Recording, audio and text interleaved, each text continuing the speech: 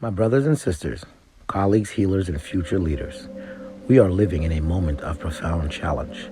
An opioid crisis that steals breath from our neighbors, substance abuse that fracture families and communities, trauma that travels silently from one generation to the next, and suicide, too often the final cry of a soul that felt unseen, unheard, and alone. But I stand before you today with a message that is not rooted in despair, but it is rooted in hope, action, and unshakable belief in power of the human compassion. I have walked the streets where addiction lives. I have knelt beside bodies where time stood still.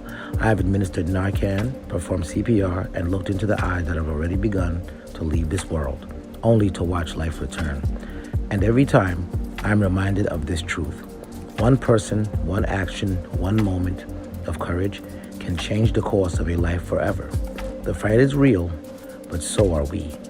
The opioid epidemic is not a moral failure. Substance abuse disorder is not a weakness. Trauma is not a choice. These are human conditions born from pain, poverty, violence, isolation, and systems that often fail to protect those most vulnerable. Harm reduction is not enabling. It is love without boundaries. It is meeting people where they are, because dead people do not recover. Trauma-informed care is not optional. It is essential, because untreated trauma becomes addiction, violence, illness, and despair. Suicide prevention is not just about crisis lines. It is about connection, dignity, and belonging. To the next generation, do not give up. To the young people listening today, you are inheriting a world with real struggles, but also real power. Do not let anyone convince you that this fight is too big or your voice is too small.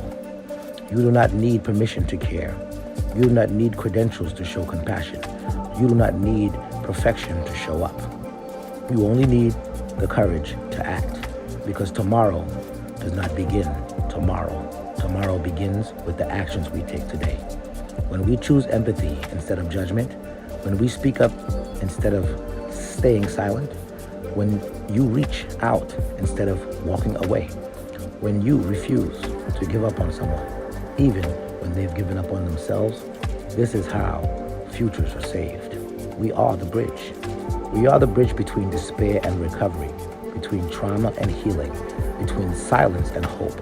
Community health workers, clinicians, peer specialists, first responders, faith leaders, educators, and advocates.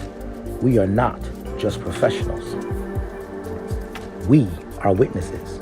We are protectors of dignity. We are keepers of hope. And when systems fail, we do not. A promise. I promise you this. Every life saved matters. Every relapse does not erase progress. Every act of kindness echoes further than you will ever know. So stand firm, stay present, choose action over apathy, because the future is not waiting for us. The future is being built right now by what we do today. Thank you, and do not stop the fight. Dr. Ali, ABY Muhammed.